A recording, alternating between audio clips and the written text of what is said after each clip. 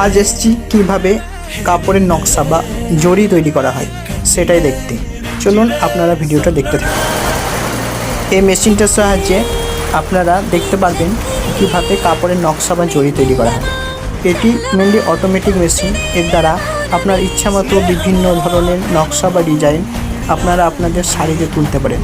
আপনার যদি মনে হয় যে নিজের কাস্টমাইজ করা কোনো বস্ত্র, শাড়ি বা পাঞ্জাবি যদি আপনারা মনে করেন কাস্টমাইজ করে ডিজাইন বানাবো, তো এই মেশিনে আপনারা যোগাযোগ করে করতে পারেন।